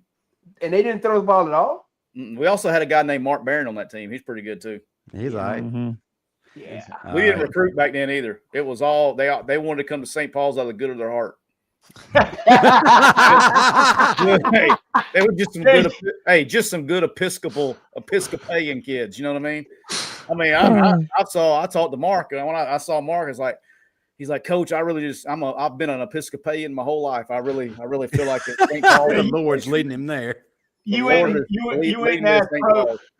and asked Probst how you do it the right way by just building the program from within, right? Hey, what's funny is back then we used to get criticized all the time. You know, they were killing us for recruiting. Now the public schools do it much worse than the private schools. Oh yeah, It's bad. I mean, you got kids playing 4 different schools, 4 different years. It's terrible. Hey, how about this? Fun fact. None of it doesn't have anything to do with the show, but I watched a kid today who is a senior. He's a big-time recruit. In 4 years, he's been to 6 different high schools. He's played for his 6th different high school in 4 years. Jeez. How? You gotta understand how, because they're paying people. Listen, Well, they're doing legal moves, but they're paying them. Oh yeah, when videos for each. When I used to coach at Oak Mountain. We were in the same region with Hoover, and we're sitting there and I'm watching Hoover steady pay kids. And they're trying to pay other kids who I know because I know their parents because I played with them. I'm like, damn, y'all just don't go buy a whole damn team. Like they've been doing it forever. Fun fact, Marvin. I decided I had an offer to go to be the offensive coordinator at Oak Mountain, or be the offensive coordinator at St. Paul's, and I went to St. Paul's. Mm. How about that? Fun The fact. rest is history. All right, AJ, you're up. How do folks find you, and tell them about your podcast? Yeah, I have no clue what my handles are on social media. Just type in my name, I guess. And then our podcast is the Dynasty podcast on Alabama football, and I guess everything else, but right now especially Alabama football. But myself, Chris Stewart, and Trent Richardson. We film it every Monday morning, and then it comes out every Tuesday morning, I think at 6 a.m. So you can get that on Apple Music, Spotify, anything, anywhere, YouTube, anywhere you get your podcast. So check it out. Deal. And he's the master co-host of the Pete Sanchez Show. Yeah. I can only take that about once a month, maybe. Fellas, we've gone over time, but we've enjoyed every single minute of it. Thank you so much for your time. Thank you for hanging out with us. We greatly appreciate it. I know the fans in the audience can definitely attest to that and echo the same thing. Well, that's going to do it for all of us here at the Bama Standard. Got a lot more coming your way. Check out Bama Vision tomorrow night at 8 p.m. Central right here with Stephen M. Smith. And we will be with you right after the game for the Bama Standard post-game show. If you're not there, we'll see you next Tuesday night. Roll Tide, everyone. What time do they play Saturday? 6:30. Yeah, I'd be Oh, drunk nice. off tequila by that point. I might make the post game though. Where the hell did our boy Steve go? He quit. Did he have a comedy? He's a comedian, and sometimes he's got comedy shows at the Moonwinks. He didn't say bye. Yeah. He I was did. like, oh shit, his internet dropped. He's gonna come back on, and then I'm like, damn, he never came back on. His internet is Hurt his cricket feelings, wireless. Tyler. I mean, damn. I guess I hurt his feelings about when he getting after my coaches. I had to defend my coaches over there, man. Nah, he put in the Well, private chat. you can come and defend Lou here in a few minutes. You know he's about to. Oh no, I ain't fucking with Lou today.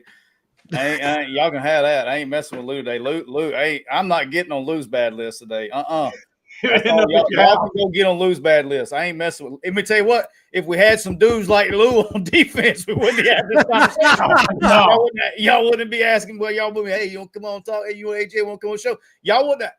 100% wouldn't. I wouldn't have got a phone call if we had Lou on defense. Marvin Lou has just been good. Been like, hey, it was a close win by the Crimson Tide and on the Monroe. Mm-hmm. Y'all know I'm right too. Y'all know I'm right. Yeah. Y'all know I'm right. Oh yeah, he's crazy. Yeah, they all need his mindset. We Crazy. need Absolutely. Lou. Like Lou could fix the whole thing. We need to do a Pete Sanchez and put Lou as Mike Backer. We good. He don't have to play. He don't even have to play. He just get in there and just regulate.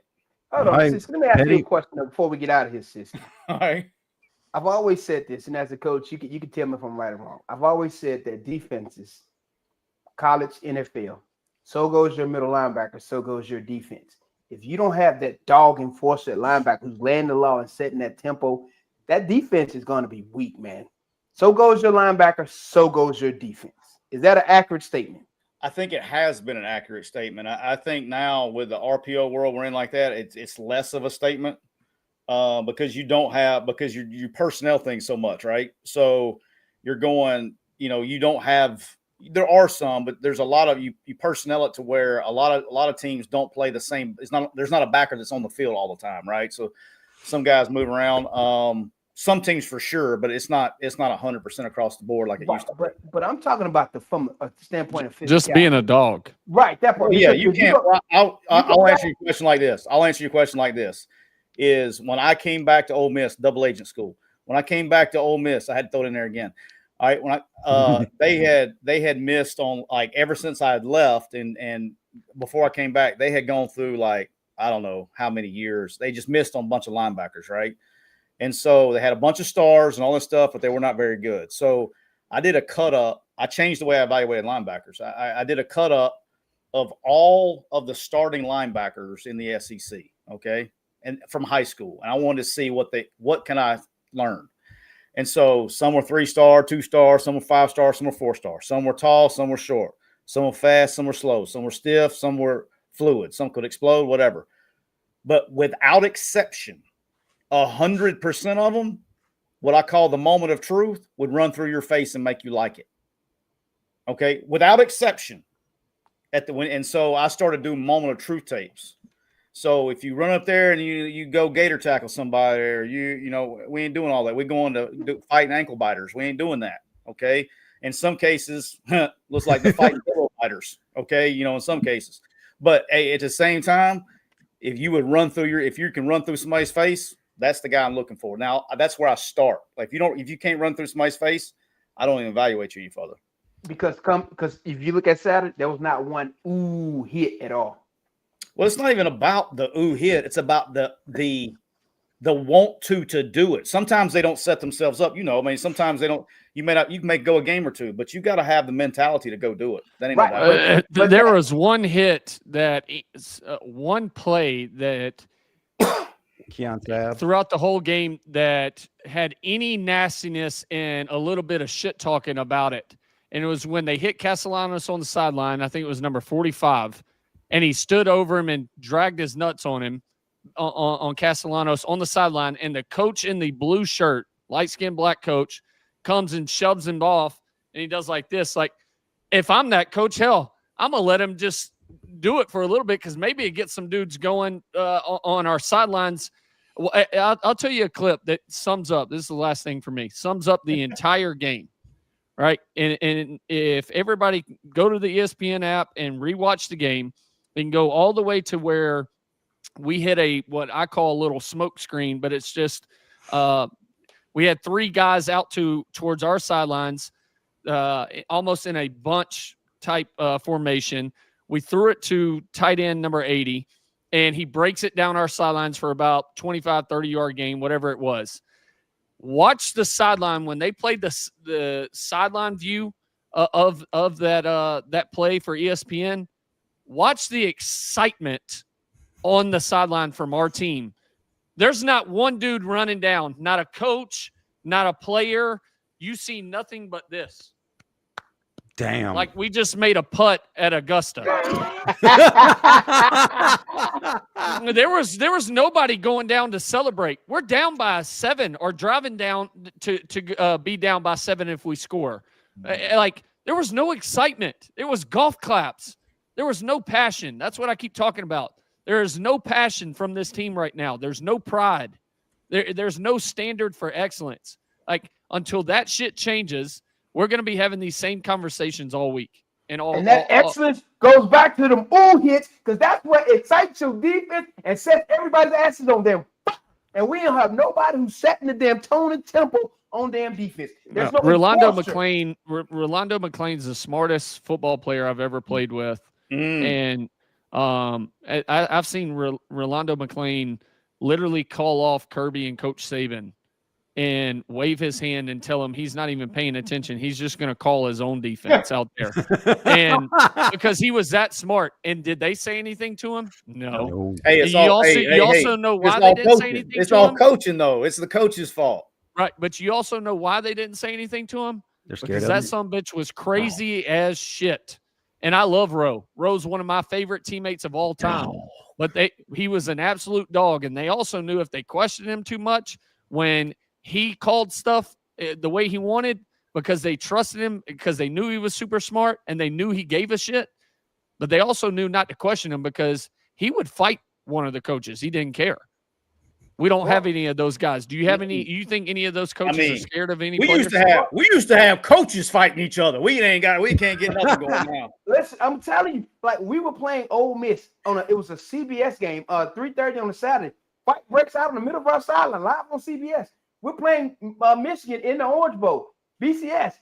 Fight breaks out on our sideline, players and coaches. That was a regular damn thing over here. Hey, I know we gotta go. Let me tell you another part. I told the haha story, right? We had summer workouts, okay? Summer workouts. And we had I'm not gonna say who it was. We had a massive fight during summer workouts. What do you think it was about? And player-led 7-on-7 workouts. What do you think it was about? It was because one of the young bucks didn't want to work and didn't want to get the job done, and one of the OGs called him out, and he got mouthy. He got his ass beat, and he fell right on line. But here's the kicker: the one that got his ass beat and fell in line ended up becoming the general later on. You have to build it. You got to take these young bucks and they got to become the guys. When AJ stepped on campus, AJ wasn't an alpha when he stepped on campus. But by the time when he got that part, you build it and it builds on top of each other. That was the difference. That's what's missing. Yeah. But we had a massive fight, and everybody, and you kind of got to address it as a team, but inside you're like, we're fixing to win a lot of damn football games. You know what I mean? Like, hey, don't do that. But hey, good job. Don't do that. Don't do that. But I like it. Good job. I don't need to catch no charges out here. But hey, good job. On that story, we're going to end it right here, folks. Thank you again for going overtime and hanging out with us. We'll see you again next week with the same energy. Roll Tide, everyone. Roll Tide.